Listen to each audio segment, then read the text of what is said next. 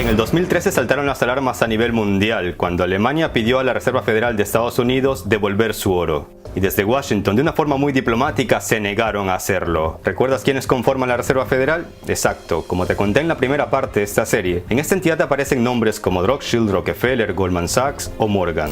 Al escuchar la negativa Alemania, países como Holanda olieron algo raro en este asunto e inmediatamente empezaron a mover ficha para repatriar sus lingotes de oro. Y el ejemplo lo siguieron países como Bélgica, Francia o Austria. Pero ¿cómo y por qué muchos países depositan sus reservas de oro en el extranjero? ¿Por qué muchos países le confían gran parte de sus reservas de oro a Estados Unidos? ¿Y por qué cuando lo piden devolverlo se encuentran con un no rotundo? Por otro lado, hay que escuchar las voces de algunos expertos. Algunos creen que en la base militar estadounidense de Fort Knox, lugar que se cree que es el mayor depósito de oro en el mundo, en realidad no hay oro. Otros estiman que hay mucho menos de lo que dicen tener registrado. ¿Cómo es la seguridad en estas bóvedas estadounidenses donde se almacena no solo la mayor parte de oro de este país norteamericano, sino también el metal de decenas de naciones alrededor del mundo? ¿Y por qué ni siquiera el presidente de Estados Unidos puede entrar ahí? Hoy también hablaremos de cómo algunas entidades financieras, entre ellas de Estados Unidos, intentan vender gato por liebre, o lo que es lo mismo en términos financieros, oro, por un barato metal bañado por una fina capa de oro de verdad. China no lo podía creer cuando en el 2009 le llegó un cargamento de lingotes de oro, o bueno, digamos mejor, lingotes de tungsteno bañados en oro. ¿Un cuento chino? No, nada de eso. Digamos mejor, otro cuento estadounidense. Soy Gabriel Bulgakov y en este capítulo hablaremos de oro, de mucho oro, pero también de engaño, de mucho engaño, estafa y manipulación en el mundo de las finanzas. No te vayas, quédate con nosotros que hoy mismo te enterarás de algunos datos impactantes en torno a este metal precioso. Suscríbete al canal para que no te pierdas impactantes documentales y recuerda que también me puedes seguir en Instagram. Encuéntrame como Gabriel Bulgakov. El Imperio del Mal y los Amos del Mundo, séptima parte. Año 2013, el Banco Federal Alemán, comúnmente conocido como Bundesbank, intenta devolver a su territorio las reservas de oro que se encuentran en Estados Unidos. Pero desde la Reserva Federal le rechazan esta petición. Es más, a los alemanes ni siquiera les permitieron visitar las bóvedas en Estados Unidos para comprobar si el oro verdaderamente existía en estado físico. Desde Berlín tenían motivos de sobra para inquietarse, ya que mantenían en territorio estadounidense cerca de la mitad de sus reservas de oro. Y es que las instituciones financieras de Estados Unidos son conocidas por vender lo que realmente no existe. Por ejemplo, en 2012 el banco Goldman Sachs vendía certificados de oro asegurando que estaban garantizados por el oro auténtico en sus bóvedas. Sin embargo, como se supo después, allí no había oro, y el banco estaba trabajando sobre la base de un sistema de reserva fraccionaria. La prensa alemana no podía quedarse callada y empezó a dar voz a los expertos en el tema. No entiendo por qué no nos permiten revisar nuestro oro en Estados Unidos. No soy un teórico de la conspiración, pero el Bundesbank debería tener la posibilidad de revisar sus reservas de oro una vez al año, tal y como ellos lo permiten hacer en Frankfurt. Hans Olaf Henkel, diputado del Parlamento Europeo. Hasta el momento no se ha demostrado que las reservas de oro de Alemania se encuentran en las bóvedas de Nueva York. Tampoco publican los números de las barras de oro, pese a que la Reserva Federal sí publica estos números de sus propias reservas. Peter Boehringer, fundador de la Asociación Alemana de Metales Preciosos. ¿Cómo es que este oro alemán llegó a Estados Unidos y por qué luego decidieron devolverlo a su país? Los expertos en el tema explican que la reserva de oro de un país es la condición más importante para tener una independencia financiera y que se lo usa en situaciones de emergencia. Pero si las reservas de oro se tienen para tener una independencia financiera, ¿por qué entonces no las guardan en casa, sino que las guardan en otro país? ¿Será que estos países no son tan independientes como se lo creen? Como te contaba en la primera parte, ¿nos acuerdas de Bretton Woods de 1944? El dólar de Estados Unidos ganó su estatus mundial por motivos más que obvios. En ese momento Estados Unidos representaba más de la mitad de la economía mundial, y el modelo que ellos proponían en líneas generales era bastante racional. La esencia de este modelo se basaba en que el dólar se expandiría por todo el mundo, lo que significaba que cualquier activo en el mundo, o sea, todo lo que se pueda vender o generar ganancias, tenía que valorarse en dólares estadounidenses. Y mientras más activos aparezcan, entonces se podían sacar nuevos dólares al mercado. Tras la Segunda Guerra Mundial y a raíz de los acuerdos de Bretton Woods, numerosos países europeos decidieron confiar parte de sus reservas de oro a la Reserva Federal de Estados Unidos, por temor a que con una eventual invasión soviética la URSS confiscara sus reservas. Así que Estados Unidos, al encontrarse en una posición geográfica privilegiada, lejos de hipotéticos campos de batalla, era el mejor lugar para guardar sus reservas. A esto se suma el hecho de que la moneda de dicho país, el dólar, en aquel entonces era la divisa más estable del planeta, y los estadounidenses prometieron que en cualquier momento se podía cambiar dólares por oro con la cifra fijada en 1944, $35 por onza. Pero como ahora mismo ya sabes y como te lo he venido contando durante toda la serie, este oasis financiero duró unos 30 años hasta que Estados Unidos se dio cuenta de que la cantidad de dólares que habían impreso y regado por todo el mundo sobrepasaba la cantidad de oro existente, es decir, que si todos los poseedores de dólares empezaban a cambiarlos por oro, Estados Unidos se habría metido en un inmenso problema sin salida. No hay que olvidar que los estadounidenses se la han pasado violando los acuerdos internacionales y culpando a otros de todos los males en este mundo. Esto se debe a que al ser la mayor potencia mundial tiene el control sobre las finanzas mundiales desde 1944. Hasta hace unos años Estados Unidos usaba sus métodos diplomáticos, entre comillas, porque detrás de cada palabra hay una sutil amenaza, para decirle a sus socios europeos que no pidan retornar su oro, y ni siquiera exijan la posibilidad de hacer una revisión. Estados Unidos siempre tiene un as bajo la manga. Si las relaciones empiezan a entorpecerse, simplemente pueden bloquear los activos de los países rebeldes, y entonces estos pierden mucho. Por eso, a los aliados de Estados Unidos no les queda más remedio que ser sus vasallos. En realidad, a algunos políticos europeos no les gustan algunas políticas llevadas a cabo por Estados Unidos, pero entienden que es mejor quedarse callado para no ser víctimas de sanciones, bloqueos y congelamientos de activos ilegales, como por ejemplo lo sufre Venezuela.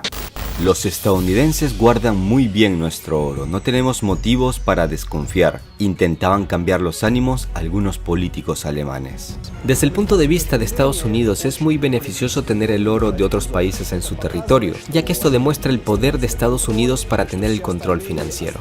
Y es justamente eso lo que está pasando en los últimos años. En la actualidad muchos países ya han repatriado su oro, y con Trump los aliados ven algo mucho más que incertidumbre. Tras décadas de acatar las exigencias desde Washington, en el viejo continente se han dado cuenta de que ya es hora de irse independizando, de a poco y con diplomacia, para no hacer enojar al gran señor.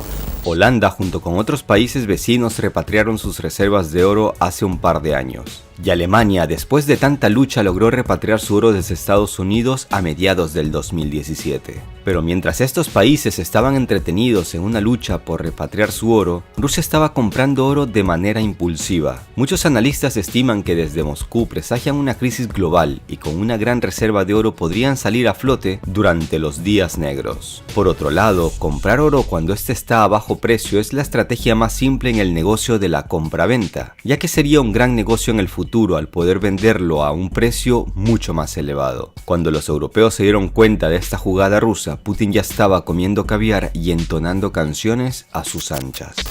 Pero es que Rusia no solo multiplicó por 10 sus reservas de oro durante la última década, sino que también redujo considerablemente el porcentaje de bonos del tesoro estadounidense. Los expertos lo tienen claro. La carrera por el metal precioso y esa forma sutil de deshacerse de los bonos es el intento del Kremlin de independizarse del dólar. No te vayas, que ahora viene lo más interesante. Según datos oficiales, Estados Unidos tiene las mayores reservas de oro del mundo. Estamos hablando de unas 8.133 toneladas. Según estos datos oficiales, el segundo lugar lo ocupa Alemania, con unas reservas estimadas en 3.369 toneladas. ¿Sabes quién ocupa el tercer lugar en este ranking? Nada más ni nada menos que el Fondo Monetario Internacional, con 2.814 toneladas. ¿Pero tiene realmente Estados Unidos todo este oro en físico? ¿Nos tiene engañados demostrando tan solo estos datos en papel? Vamos a intentar averiguarlo. Fort Knox es una base militar de Estados Unidos donde se encuentran las bóvedas de oro más profundas y mejor resguardadas del mundo. Paredes de granito protegidas por varias gruesas capas de hormigón llevan unas pesadas compuertas que para abrirlas es necesario un código especial, y cada compuerta es responsabilidad de un guardia con su respectivo código. El código completo que da acceso a la entrada de la bóveda final, donde se encuentra el oro, no lo sabe nadie. En caso de un ataque se activan unas seguridades automáticas y dentro es posible vivir con electricidad, agua y comida por varios años. Muchos creen que las bóvedas de Fort Knox de Estados Unidos ya fueron vaciadas en los años 70. Nathan Lewis, autor de libros sobre oro. En 1972 muchos medios de Estados Unidos empezaron a dudar de que en Fort Knox hubiese el oro que decían que había. Y para tranquilizar a la sociedad mundial, desde la Reserva Federal de Estados Unidos se permitió a varios periodistas entrar a Fort Knox. El objetivo era que los periodistas desmintieran todos esos rumores al mostrarle las barras de oro que había dentro. No obstante, algunas dudas siguieron en pie, ya que no permitieron entrar a especialistas para que verificaran la calidad del metal. Luego cerraron las puertas y nunca más se las volvieron a abrir a la prensa. Es decir, desde 1972 ni los propios estadounidenses han visto las reservas de oro que supuestamente se guardan ahí. ¿Recuerdas que en el capítulo 5 hablábamos de Strauss-Kahn y sus planes de cambiar las reglas del juego en el mundo de las grandes finanzas? Pues bien, todo parece indicar que en el 2011, antes del escándalo sexual que te detallé en dicho capítulo, Strauss-Kahn empezaba a dudar de que en Fort Knox hubiese todo el oro que decían que había, ya que una suma considerable que el FMI debía recibir a inicios del 2011 por parte de la Reserva Federal se estaba retrasando, según varios informes. Ahí no hay nada, asegura este autor de libros sobre el oro cuyos prólogos escribe nada más ni nada menos que Steve Forbes. Este escritor también cree que el escándalo sexual de Strauss-Kahn, que te relaté en el capítulo 5, fue una puesta en escena para sacarlo de las esferas del poder. Ahora mira cómo más o menos funciona el esquema del oro en Estados Unidos. Un banco toma oro prestado de la Reserva Federal y al recibirlo lo pone en venta y envía estos certificados a Fort Knox. Según estos papeles, el oro se encuentra en Fort Knox, pero en realidad hace mucho tiempo que ese oro se encuentra vendido en un lugar muy lejano. Entonces resulta que Estados Unidos, al vender este oro con este modus operandi, empezó a demostrar al mundo solo con papel que este oro existe, pero en realidad este oro no existe en físico. Es por eso que no permite a nadie entrar a este misterioso lugar conocido como Fort Knox. Entonces resulta que Strauss-Kahn sí tenía razón y ahí no hay oro, o hay mucho menos de lo que dicen tener registrado. En 2009 se produjo lo que se considera uno de los mayores escándalos en una estafa de oro de la era moderna. En esos años, China compraba metales preciosos por todo el planeta y una parte fue adquirida a Estados Unidos directamente desde Fort Knox. Pero los chinos se dijeron, aquí como que huele a cuento chino, e inmediatamente empezaron una investigación exhaustiva para evaluar la calidad del oro. Lo que encontraron puede ser el guión de una película para Hollywood. Resultó que dentro de estas barras de oro había tungsteno, que tienen propiedades parecidas al oro.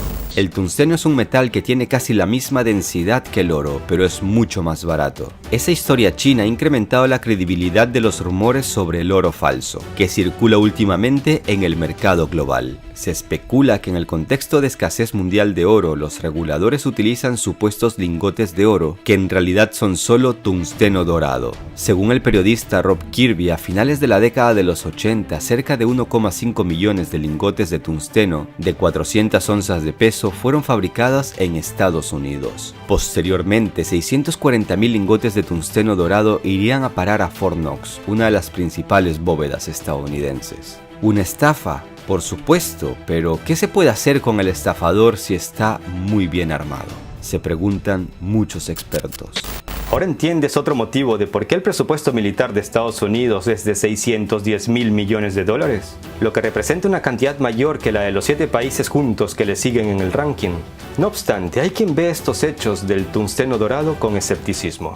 El tungsteno no se lo trata tan fácilmente, se necesitan unas maquinarias especiales para hacer estas barras, luego bañarlas en oro, después hablar por aquí y por allá con altos cargos, después toca liquidar a las personas que hicieron este trabajo sucio para que nadie se entere. Puede que tenga razón o puede que no, pero la historia nos ha demostrado que Estados Unidos es capaz de cualquier cosa por mantener la hegemonía del dólar y su estatus de única potencia mundial. Y así, mientras el mundo se debate entre si Estados Unidos tiene oro o no, si estas barras son de verdad o no, Rusia y China sí que lo tienen de verdad, ya que han estado comprando y llenando sus reservas de oro. Los datos no mienten y todo parece indicar que se han estado preparando para cuando llegue el colapso del dólar.